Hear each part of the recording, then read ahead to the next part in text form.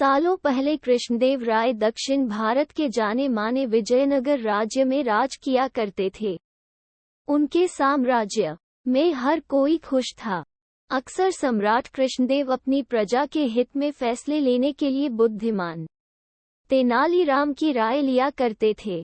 तेनालीराम का दिमाग इतना तेज था कि वो हर मुसीबत का पल भर में समाधान निकाल लेते थे। एक दिन राजा कृष्णदेव के दरबार में एक व्यक्ति रोते हुए आया। उसने कहा, महाराज, मैं नामदेव पास की ही हवेली में काम करता हूँ। मेरे मालिक ने मेरे साथ धोखा किया है। मुझे न्याय चाहिए। राजा कृष्णदेव ने उससे पूछा कि आखिर ऐसा क्या हुआ है तुम्हारे साथ। नामदेव ने राजा को बताया कि करीब 5 दिन पहले मैं अपने मालिक के साथ हवेली से पंचमुखी शिवजी के मंदिर गया था। तभी काफी तेज आंधी आने लगी। हम दोनों मंदिर के पीछे के हिस्से में कुछ देर के लिए रुक गए। तभी मेरी नज़र एक मखमली लाल रंग के कपड़े पर पड़ी। मैंने अपने मालिक से इजाजत लेकर उसे उठाया। देखा तो वो एक छोटी पोटली थी जिसके अंदर 2 हीरे थे। महाराज, वो हीरे मंदिर के पीछे वाले हिस्से में गिरे हुए थे, इसलिए कायदे से वो राज्य की संपत्ति थे। लेकिन मेरे मालिक की नीयत हीरे देखकर खराब हो गई थी। उन्होंने मुझे कहा कि अगर तुम किसी को नहीं बताओगे तो आपस में हम दोनों एक एक हीरा बांट लेते हैं। मेरे मन में भी लालच आ गया था, इसलिए मैंने इस बात के लिए हाँ कर दी। हवेली पहुंचते ही मैंने जब मालिक से अपना हीरा मांगा तो उन्होंने उसे देने से मना कर दिया। मैंने सोच रखा था कि हीरा मिलते ही उसे बेचकर मैं नौकरी छोड़कर खुद का कुछ काम शुरू करूंगा, क्योंकि मालिक का रवैया मेरी तरफ अच्छा नहीं था। आगे नामदेव ने महाराज से दुखी आवाज में कहा कि मैंने 2 दिनों तक मालिक को मनाने की कोशिश की, लेकिन उन्होंने मुझे हीरा देने से साफ मना कर दिया है। अब आप ही मेरे साथ न्याय कीजिए।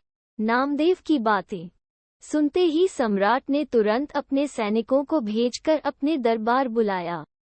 उसके आते ही जब महाराज कृष्णदेव ने हीरे के बारे उससे पूछताछ शुरू की, जवाब में उनसे कहा कि ये मेरा नौकर झूठ बोल रहा है। हाँ, ये सच है कि उस दिन हमें मंदिर के पीछे के हिस्से में हीरा मिला था।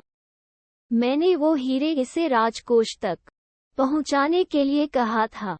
फिर 2 दिन बाद जब मैंने इससे हीरे जमा करने की रसीद मांगी तो ये घबरा गया और सीधे मेरे घर से निकलकर आपके पास आ गया। तब से ये सारी झूठी कहानी आपको सुना रहा है। तभी महाराज ने नामदेव के मालिक से पूछा कि क्या आपने इसे हीरे किसी के सामने दिए थे। नामदेव के मालिक ने कहा, हाँ महाराज, मैंने अपने 3 नौकरों के सामने इसे हीरे की पोटली दी थी। ये जानते ही राजा कृष्णदेव ने उन तीनों को बुलवाया। नौकरों ने दरबार में पहुंचते ही नामदेव के खिलाफ गवाही देते हुए कहा कि उनके मालिक ने नामदेव को हीरे उनके सामने ही दिए थे। तभी दरबार से निकलकर कुछ देर महाराज अकेले में अपने मंत्रियों से सलाह मशवरा करने लगे। सबसे पहले राजा कृष्णदेव ने कहा कि मुझे नामदेव सच्चा लगता है। उनके अन्य मंत्रियों ने कहा कि महाराज, हम उन गवाहों को नजरअंदाज नहीं कर सकते हैं। फिर राजा कृष्णदेव ने तेनालीराम की तरफ देखते हुए इशारों में पूछा कि उनका क्या कहना है। मुस्कुराते हुए तेनालीराम ने कहा कि मैं अभी सच और झूठ का पता लगा लूंगा, बस आप लोगों को कुछ देर पर्दे के पीछे बैठना होगा। राजा ने तेनालीराम की बात सुनते ही ठीक वैसा ही किया। दूसरे मंत्री भी राजा को देखते हुए पर्दे के पीछे बैठ गए।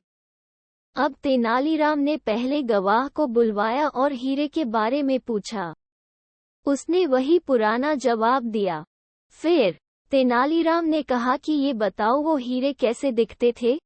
क्या तुम उनका आकार इस कागज में बनाकर दिखा सकते हो? उस गवाह ने कहा कि वो एक पोटली में थे, इसलिए पता नहीं कि वो कैसे दिखते थे। तेनालीराम ने पहले गवाह को वहीं रुकने के लिए कहकर दूसरे गवाह को बुलवाया और वही सवाल पूछा। दूसरे गवाह ने कहा, मैंने वो दोनों हीरे देखे थे। फिर उसने कुछ अजीब से चित्र बना दिए। फिर तीसरा गवाह तेनाली के सामने आया और उसने जवाब में कहा कि हीरे एक कागज में लिपटे हुए थे, इसलिए उसने उन्हें देखा नहीं। पर्दे के पीछे बैठे राजा ने तीनों गवाहों की बातें सुनी थी। सबकी अलग अलग बातों से ये स्पष्ट हो गया था कि नामदेव सच बोल रहा था और उसका मालिक झूठ। तीनों गवाह को भी समझ आ गया कि उनका झूठ पकड़ा गया है। सभी ने महाराज के पैर पकड़कर उनसे माफी मांगते हुए कहा कि हमें हमारे मालिक ने झूठ बोलने के लिए मजबूर किया था। हम ऐसा नहीं करते तो वो हमें काम से निकाल देते।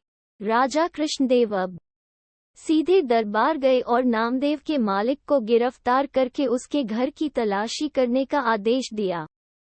कुछ देर बाद ही सैनिकों को उसके घर में हीरे मिल गए। बस फिर क्या था, महाराज ने हीरे जब्त कर लिए और उस पर 30,000 स्वर्ण मुद्राओं का जुर्माना लगा दिया। उसमें से राजा ने 10,000 स्वर्ण मुद्राएं नामदेव को दे दी।